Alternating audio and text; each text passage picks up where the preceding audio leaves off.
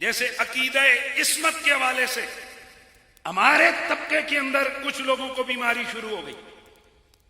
لفظ معصوم،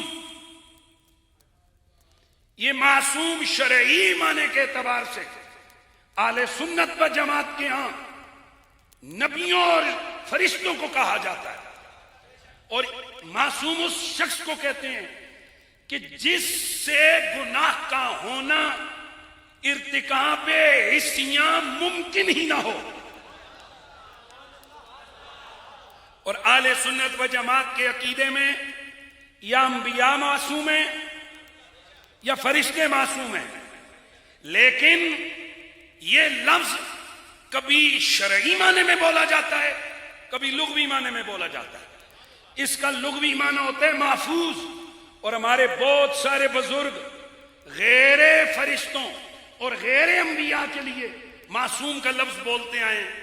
انہی معنوں میں عام سنی لوگ کہتے ہیں 12 امام 14 معصوم، انہی معنوں میں یعنی لغوی محفوظ کے معنی میں ہمارے حضرت پیر سیال لجپال خواجہ قمر الدین سیالوی، ان کی کتاب مذہب شیعہ کے اندر میرے خیال میں بے شمار جگہ پر ائمہ اہل بیت کے نام کے ساتھ کیا لکھا ہے؟ ائمہ معصومین.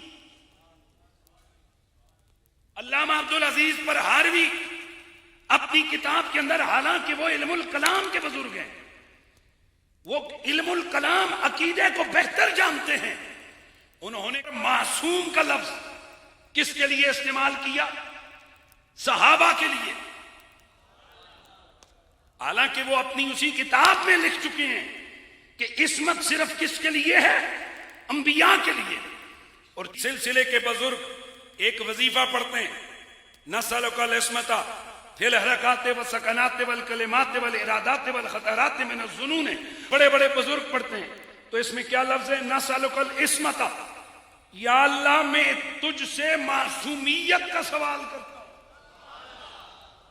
تو جب عصمت ہے ہی غیر انبیاء کے لیے نہ جائے، یعنی ہے ہی نہیں ہے، تو تم سوال کس کا کر رہے ہو؟ اسی طرح علامہ جامی، امام فخر الدین رازی، امام آلوسی، امام طبری، امام قرطبی، امام ماوردی، ملا علی قاری، امام ابن حجر، یعنی 20 محدثین کی کتابوں کے اندر لفظ عصمت یہ غیر انبیاء کے لیے اور غیر فرشتوں کے لیے لکھا گیا ہے، بولا گیا ہے. تو یہ جو آج بعض لوگوں کو یہ جو بہار چڑھا ہوا ہے اہل بیت کی دشمنی کے اندر، اور وہ چھوٹی چھوٹی باتوں پر لوگوں پہ فتوے ٹھوکے جا رہے ہیں اور کہتے ہیں جو کسی کو معصوم کہہ دے تو وہ مشرک ہو جاتا ہے. تمہارے اندر وہی خارجیت لوٹ آئی ہے کہ جو کچھ عرصہ پہلے تھی کہ چھوٹے چھوٹے لفظوں کی وجہ سے سنی مسلمانوں کو شرک کے فتوے دیے جاتے تھے. ہم بتانا چاہتے ہیں کہ ہمارے عقیدے کے اعتبار سے، شرعی معنی کے اعتبار سے لفظ معصومیت کا اطلاق اللہ کے نبیوں پر ہوتا ہے یا فرشتوں پر ہوتا ہے، لیکن بزرگوں کی کتابوں میں جہاں جہاں بھی غیروں کے لیے عصمت کا لفظ استعمال ہوا ہے وہ اپنے شرعی معنی میں نہیں ہے، وہ اپنے لغوی معنی میں ہے، جس کا مطلب ہے محفوظ عن الخطا. تو اگر کوئی سنی کہہ دے کہ فاطمہ معصومہ ہے، یا وہ یہ کہہ دے کہ آئمہ معصوم ہیں، تو وہ شرعی معنی میں نہیں کہتا، وہ لغوی معنی میں کہتا ہے. اس کا مطلب یہ ہوتا ہے کہ نہ خطا فاطمہ کے قریب آئی ہے، نہ فاطمہ خطا کے قریب گئی ہے.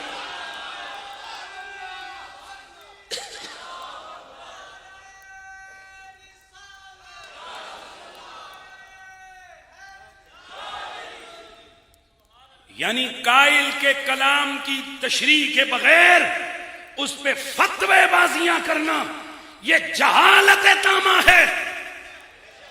وگرنہ میں پوچھوں گا اور کہوں گا کہ معصوم کہا ہے ائمہ اہل بیت کو حضرت خواجہ قمر الدین سیالوی نے، لگاؤ فتویٰ. عبدالعزیز پرہاروی نے صحابہ میں سے معصوم کا لفظ لکھا ہے، لگاؤ فتویٰ.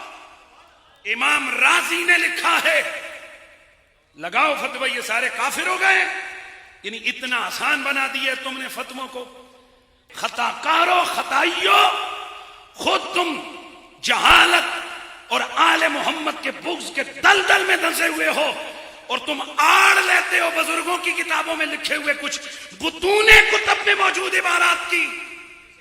حالانکہ بطون کتب کے اندر یہ سب پڑھے لکھے لوگوں کو معلوم ہے کہ بطون کتب میں ایسی ایسی چیزیں موجود ہیں کہ اگر کوئی عام آدمی ان عبارتوں کا صرف ترجمہ کر دے اس کے خلاف یہ 295 کا پرچہ کروا دیں گے.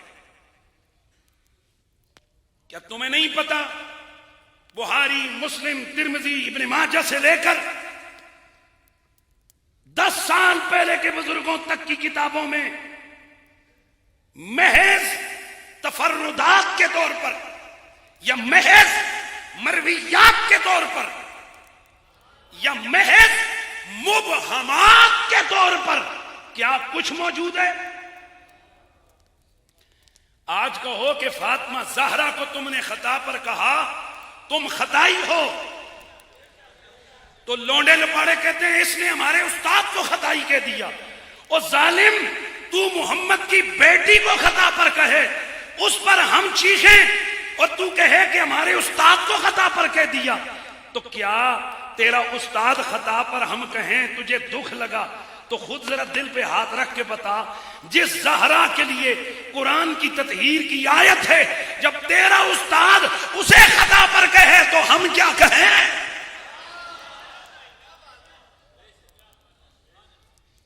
اس لیے اے اہل سنت و جماعت، آج چھوٹی چھوٹی چیزوں پر قوم کو الجھایا جا رہا ہے.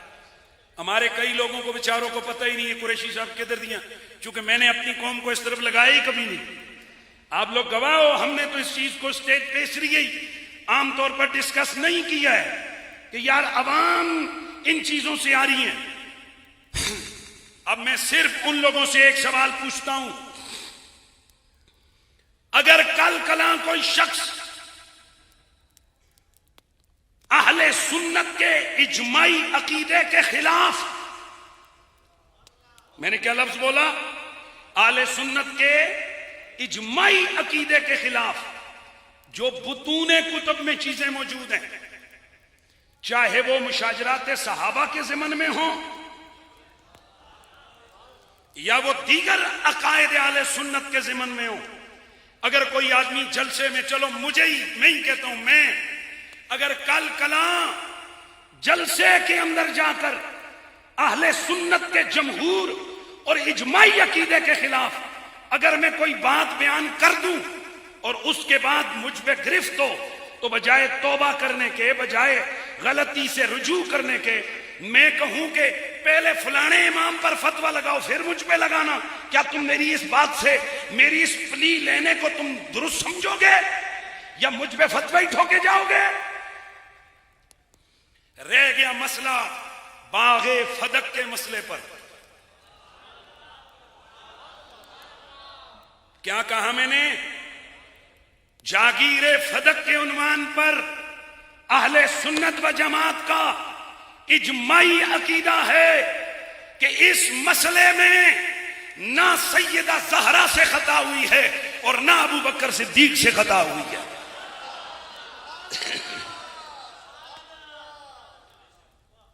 سیدہ زہرا نے قرآن کے ظاہری عموم پہ عمل کیا، ابو بکر صدیق نے حدیث کے خصوص پہ عمل کیا. سبحان اللہ کی آواز آ. اب میں نے کیا کہا؟ ابو بکر صدیق بھی حق پر، فاطمہ زہرا بھی، آہستہ بولے ہو، ابو بکر صدیق بھی، فاطمہ زہرا بھی حق پر ہیں.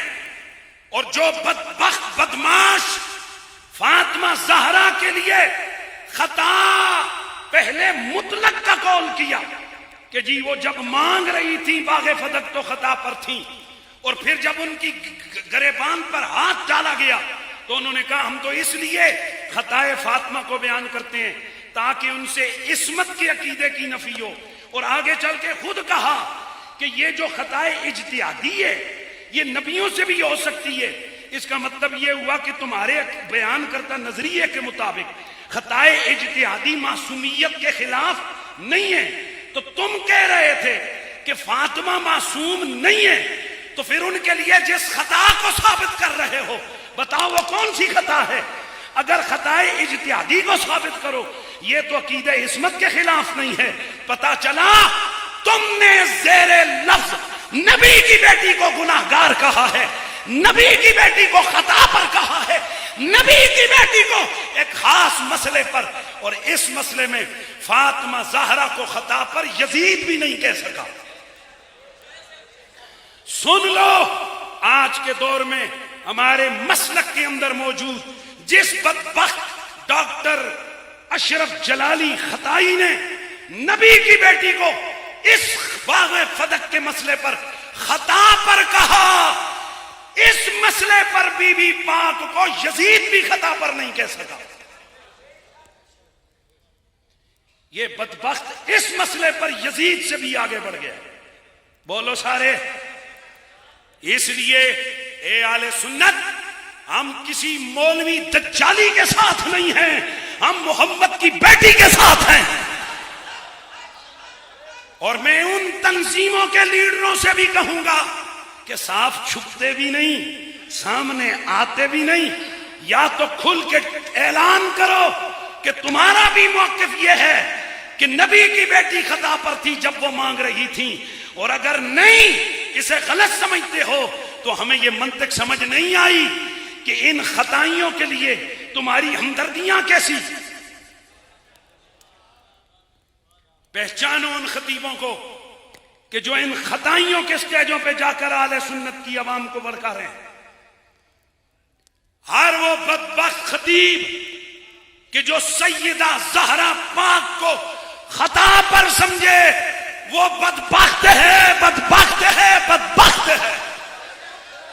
سارے بولو۔ ہم سوچ بھی نہیں سکتے کہ حضور کے گھرانے کے لیے اس طرح کا لہجہ اختیار کیا جائے۔ بولو۔ اچھا آپ کہتے ہیں نہیں جی ہم نے خطائے اجتہادی کہی ہے۔ اچھا میں آج ایک سوال کر رہا ہوں، دل تھام کے بیٹھو۔ میں اگر کہہ دوں کہ فاطمہ زہرا جیسے صحابہ نے بیان کیا، اصولیوں نے بیان کیا کہ سیدہ زہرا پاک قرآن کے ظاہری عموم پر عمل کر رہی تھی، اور اب اگر میں یوں مقدمہ بناؤں کہ نبی کی بیٹی کے لیے تطہیر کی آیت ہے، نبی کی بیٹی کے لیے رسول اللہ کے گھر کا مکتب ہے جہاں انہوں نے سیکھا، رسول کی بیٹی کے علم کا منبع حضور ہیں، اور وہ قرآن کے ظاہری عموم پر عمل کر رہی تھی، وہ تو خطا پر نہیں ہے۔ ممکن ہے کہ ابو بکر صدیق سے خطا ہوئی ہو، اور اگر کوئی یہاں یہ کہہ دے کہ اس فدق کے مسئلے پر ابو بکر صدیق جب فاطمہ زہرا کو باغ فدق کے حوالے سے مطمئن فرما رہے تھے تو وہ خطا پر تھے، اور بعد میں وہ کہے کہ میری مراد خطا اجتہادی ہے۔ اب دو مولویوں فتویٰ، اس بندے کے بارے میں تمہارا کیا نظریہ ہے؟ بھائی اس نے خطا نہیں کہا، اس نے خطا ہے اجتہادی کا۔ طوفان آ جائے پورے ملک میں، یہ شیعہ ہو گیا، ابو بکر صدیق کو خطا اجتہادی پہ کہہ دیا۔ آج تک کس نے ابو بکر کو خطا اجتہادی پر کہا؟ ہم بھی کہتے ہیں تم ناسبی، یزیدی، مروانی ہو گئے ہو۔ بتاؤ آج تک نبی کی بیٹی کو کس نے خطا پر کہا ہے؟ آج تک جس نے بھی کہا اس نے یہی کہا فاطمہ قرآن پہ عمل کر رہی تھی، ابو بکر نبی کی حدیث کی تخصیص پہ عمل کر رہا تھا، فاطمہ بھی حق پہ کھڑی تھی، ابو بکر صدیق بھی حق پہ کھڑا تھا۔ یہ مسئلہ سمجھ آ گیا؟ بھائی اس چیز کو آپ نے سمجھنا ہے، لہذا ہم آپ کو لمبے چوڑے مسئلوں میں نہیں الجھاتے۔ سنیو، فاطمہ زہرا نے فدق کے معاملے میں کوئی خطا، نہیں کی. جب انہوں نے خطا کی نہیں ہے, او بھائی کھڑا ہو, تو نے کل لڑائی کیوں کی ہے میرے بھائی کے ساتھ؟ کیوں لڑائی کی ہے تم نے؟ یہ جو بیٹھا ہوا سوری صاحب کی ہے آپ نے. اچھا چلو کوئی بات نہیں, غلطی ہو گئی, کوئی بات یار, غلطی ہو جاتی ہے بندے سے. وہ دیکھو تپ گیا ہے, وہ تپ گیا ہے. وہ کیوں تپ گیا ہے؟ ویسے چلو میں نے کہہ دیا کوئی بات نہیں ہے, ہو جاتی ہے تو بات ختم ہو گئی تھی نا. یہ تپا کیوں ہے کہ میں لڑیا ہی نہیں ہوں.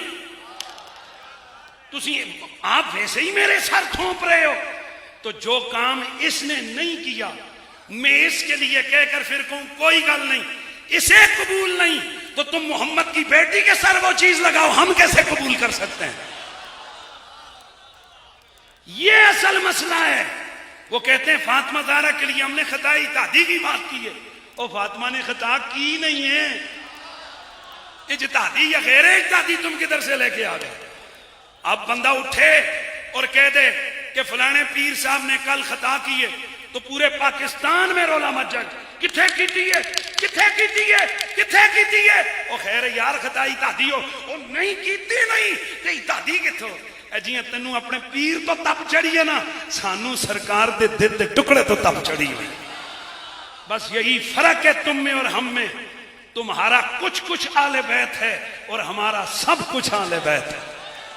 تجھ میں اور مجھ میں بس اتنا سا فرق ہے ملا, تیرا کچھ کچھ علی ہے, میرا سب کچھ. آہستہ بولے, آہستہ بولے. نعرے نہیں, نعرے نہیں, نعرے نہیں. میری طرف دوان دے کر اس کو پکا ذہن میں ڈال کے جاؤ. تجھ میں اور مجھ میں بس یہ فرق ہے خطائی, تیرا کچھ کچھ آل نبی ہے, میرا سب کچھ آل نبی. تجھ میں اور مجھ میں اتنا فرق ہے مروانی, تیرا کچھ کچھ آل نبی ہے, میرا بس یہی فرق ہے. اس لیے ہم گرم ہو جاتے ہیں. اس لیے حنیف قریشی کہتے ہیں جی وہ اس قریشی صاحب نو کی ہوئے ڈنڈے لے کے کھلو جاندے, ہر ویلے دی زبان تو کوئی بچتا نہیں ہے. جب تمہاری زبان سے نبی کا گھرانہ نہیں بچے گا نا, تو تمہاری پگڑیاں بھی ہماری زبان سے نہیں بچیں گی. نہ زبان سے بچیں گی نہ ہاتھوں سے بچیں گی. وہ تے لگڑ قسم دے نوکر ہوندے نے, چاہیں وہ گارڈ جڑے بڈھے جے ہتھ ماڑی جی چھوٹی پگڑی ہوئے تے کوئی ادھروں دھکا دے کے لنگ جاندا ہے, کوئی ادھروں. سانو اللہ نے قوت دتی ہوئی ہے. ہم کہتے ہیں اس پاک گھرانے کی طرف کوئی بڑھے گا تو ہمیں روند کے بڑھے گا. جب تک ہم موجود ہیں حضور کا گھرانہ ان کی عظمتوں کے ڈنکے بجاتے رہیں گے. Truth TV